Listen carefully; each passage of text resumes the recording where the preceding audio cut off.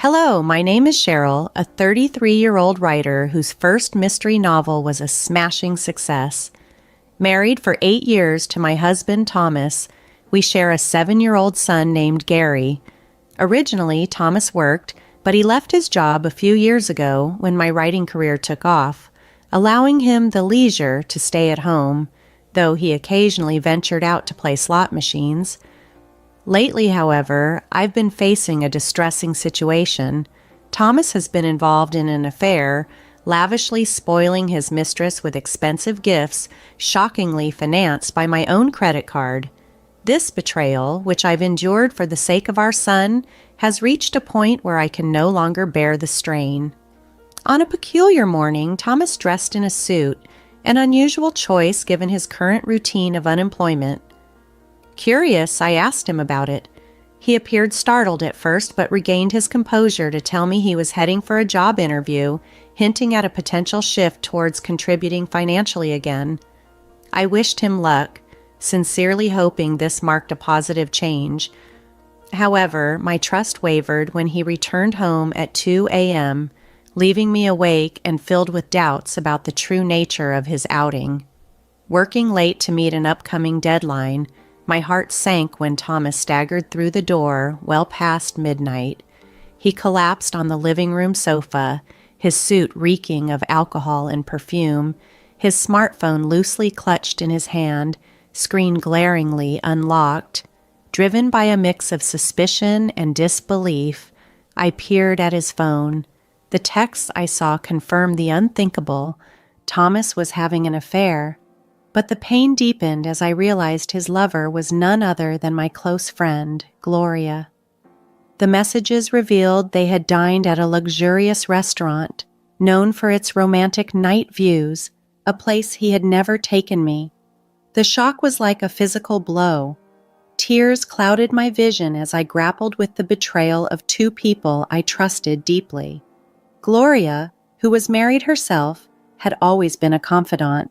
In a quiet turmoil, not wanting to awaken Thomas, I quickly forwarded the incriminating evidence to my own phone to safeguard it. I needed time to think, to plan my next steps carefully. The following morning, as if nothing had happened, Thomas carried on with his usual demeanor. I approached him casually. "Hey, Thomas, about yesterday. You said you had an interview but came home quite late. What happened?" He averted his eyes, clearly searching for an excuse. "Actually, I ran into a friend after the interview and we ended up going for a drink," he muttered.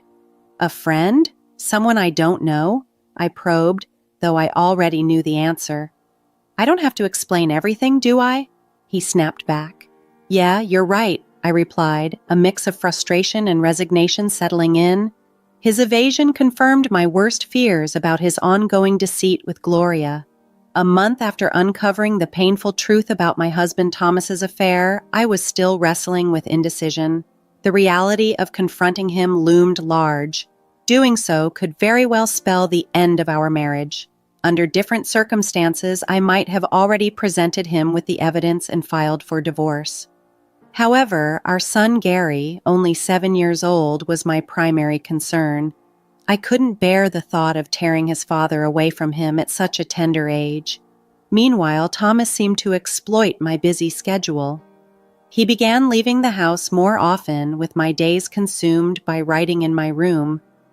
Although this hurt, it also presented an unexpected opportunity to gather more evidence of his infidelity.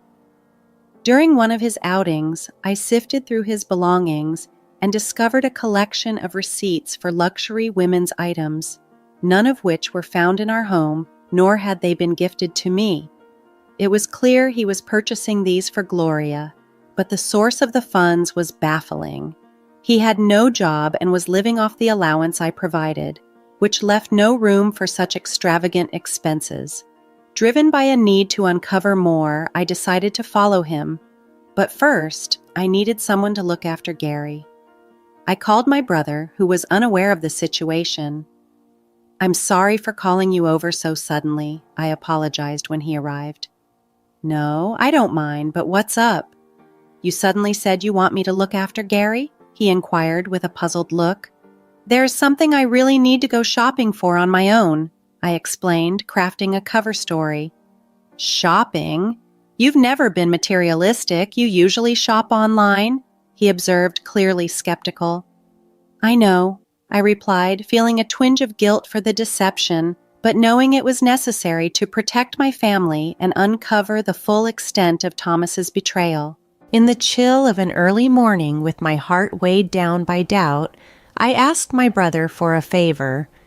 I need to pick something up from a store today, something I can't order online. Can you watch Gary for a bit? I tried to keep my voice light, hiding the real reason behind my urgent need to leave the house. Of course, but try to come back soon, okay? Gary might start missing you, my brother responded, concern evident in his tone. Thanks so much, I said, my gratitude genuine despite the turmoil swirling inside me. With my brother's unwitting assistance, I was free to pursue the truth about Thomas's activities. Blending into the crowd, I followed Thomas from a safe distance, my heart sinking further with each step he took toward his destination. My worst fears were confirmed when I spotted him, cozy and carefree, strolling into an upscale boutique arm in arm with Gloria. Witnessing their intimacy firsthand was a harsh blow. As they laughed and perused the items, Thomas made his way to the cashier. I watched, hidden behind a display, as he confidently handed over a credit card, the very card from the back of my drawer that was meant for emergencies. This secondary card, seldom used by me, had been his secret tool for financing these extravagant purchases. Realization dawned on me. I had been so engrossed in my writing and upcoming deadlines that I hadn't monitored our finances closely. Significant charges had accumulated on the card from my recent work-related expenses, and all this time Thomas had been adding his deceitful transactions to the bill. Both of our cards were linked to the same account, and I had missed the signs of his betrayal hidden amidst my expenses. Stunned by the depth of his deceit, not only had Thomas betrayed my trust romantically, but he had also abused my financial resources. I felt the last strands of affection for him evaporate. Self-reproach mingled with my shock. I chastised myself for not noticing sooner and for allowing his duplicity to go unchecked. The realization of his double betrayal was a bitter pill to swallow, marking a turning point in how I viewed our marriage. Despite the crushing evidence of betrayal, I couldn't find it within myself to forgive Thomas. With a heavy heart, I documented his intimate moments with Gloria through discreet photographs before heading home. In the days that followed, I poured my energy into devising a plan to confront him. Whenever he was out, I scoured his PC for more clues.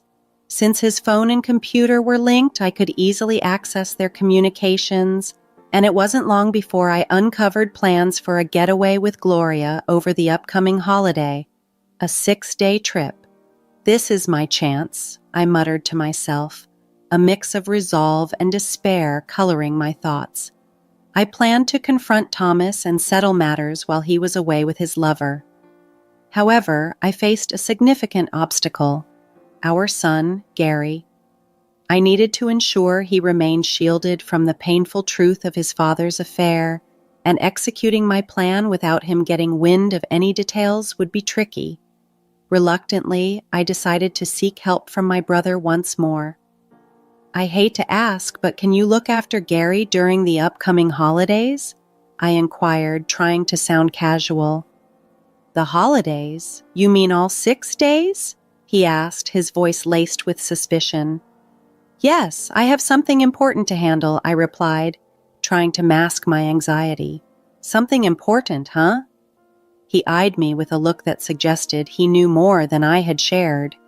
His next words caught me off guard. Cheryl, you don't have to handle everything by yourself. What do you mean? I asked, my voice barely a whisper. Thomas is cheating, isn't he? He said bluntly. My heart skipped a beat. How did you? I stammered, but he cut me off.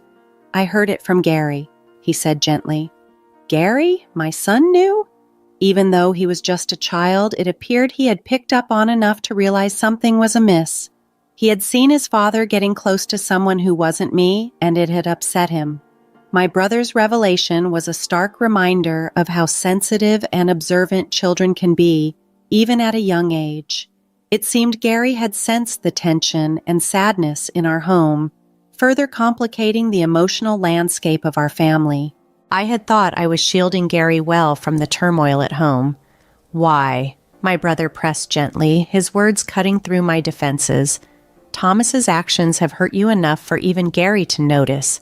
Are you considering staying with him? As I wrestled with the implications of a divorce, fearing it would deeply affect Gary, my son unexpectedly walked into the room. "It's okay, Mom. I'm on your side," he said, his young voice resolute. "I don't want anyone who makes you sad, Mom. As long as I have you, I'm fine."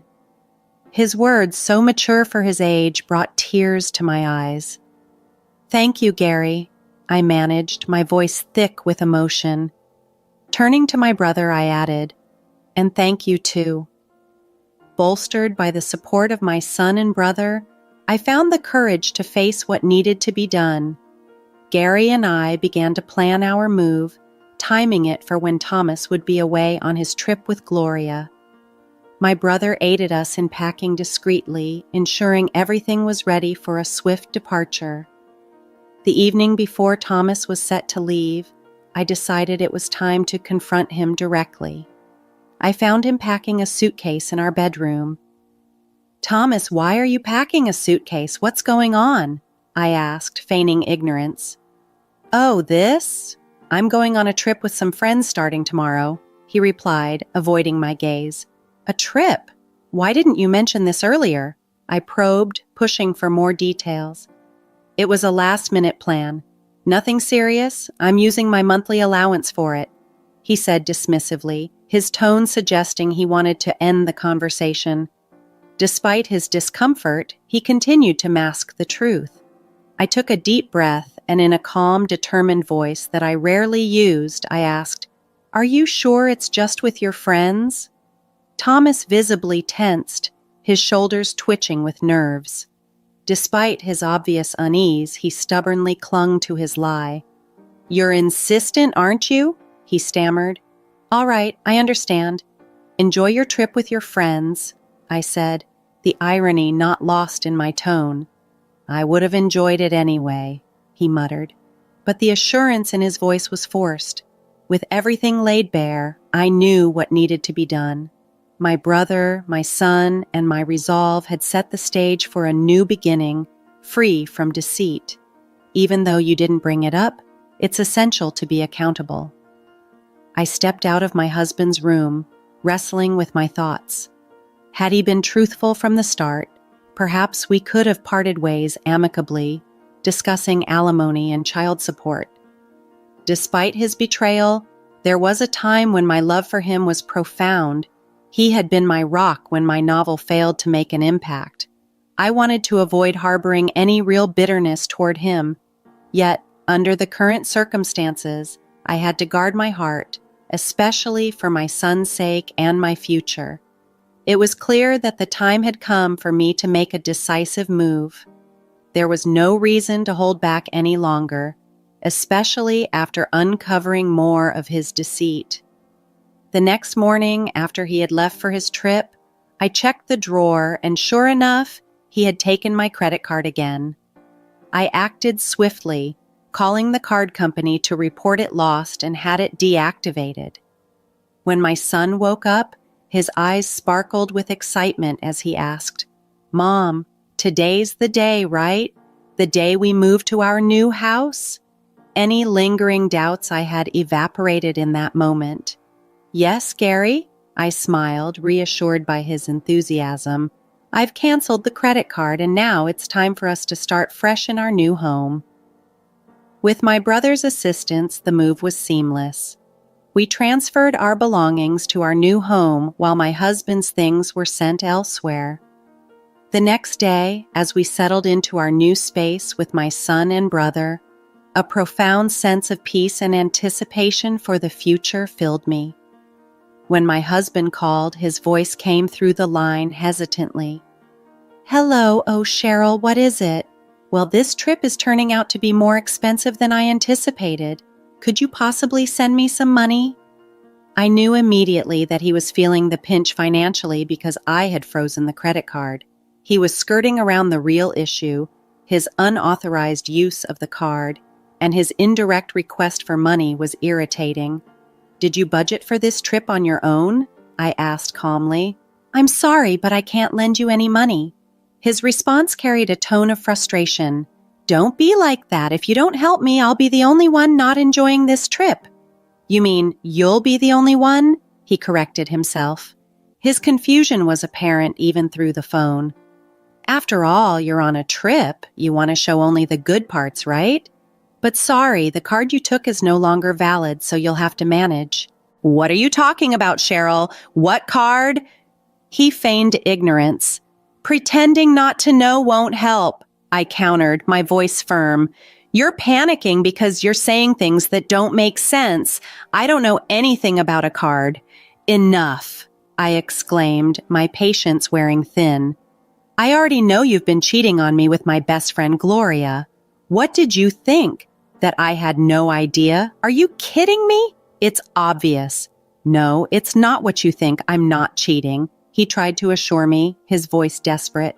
I was furious that he continued to deny everything.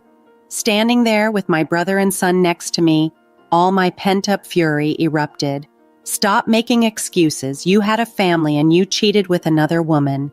And to top it off, you've been using someone else's card. Do you even realize how despicable your actions are?" Cheryl, let's calm down for a moment," he tried to soothe, but it was too late. The truth was out and there was no turning back. "How can I remain calm when I'm dealing with the person I despise the most?" I seethed into the phone. "Just so you're aware, I have no intention of forgiving you or offering you any help. And as for her, she can take her chances elsewhere. Never show your face to Gary and me again." With those final words, I hung up on my husband. Moments later, his mistress Gloria called. "Hey, Cheryl, what on earth did you do?" "Ah, Gloria, long time no see. How's your trip going with my husband?" I asked, my voice laced with sarcasm. "Shut up and explain yourself. What are you talking about?" she snapped back. "Don't play dumb. You received Thomas's things at your house, didn't you?" I replied. Indeed, when we moved out, I had directed all of my husband's belongings to be sent directly to Gloria's address. Given that Gloria was also married, her husband was naturally there to receive the shipment. This was precisely why I had sent everything there, along with a detailed letter explaining the entire situation. She yelled back, her voice cracking under stress. "This isn't a joke. What have you done?" "My husband found out, and now he's furious." "Well, you brought this upon yourself by choosing to have an affair while married. You were supposed to be my friend, and this is a betrayal," I retorted.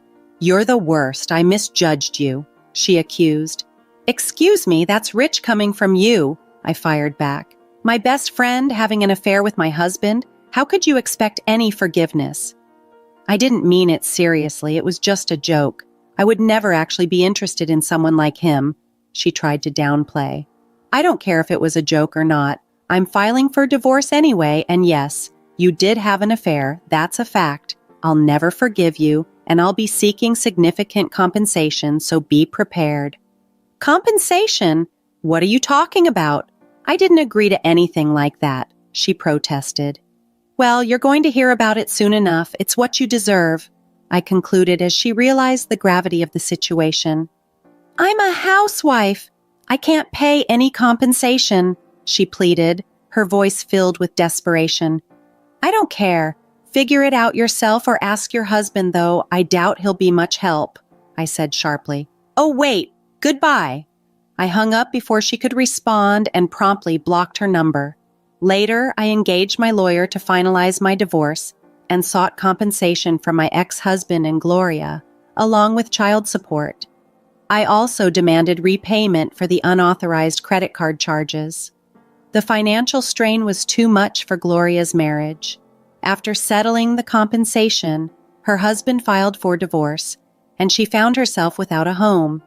She sought refuge with her parents, but they, disheartened by her actions, turned her away. With limited options, Gloria now lives where she works, taking up night shifts at a local bar. Thomas, too, sought comfort from Gloria during this turbulent time, but overwhelmed by her crises and furious with him for causing her divorce, she ended their relationship. Thomas is now juggling several part-time jobs, struggling to make ends meet. His prolonged period of unemployment has hindered his ability to find stable work. Should he ever fall behind on his alimony or child support payments, I am prepared to pursue what he owes without hesitation. As for myself, life has settled into a peaceful rhythm in our new home with my son. He's growing up fast, and each day is filled with new joys and adventures. My primary focus is on providing him with all the love and stability he needs, ensuring he never has to face the kind of turmoil we've gone through again. Our days are brighter now, and I'm committed to making sure they stay that way.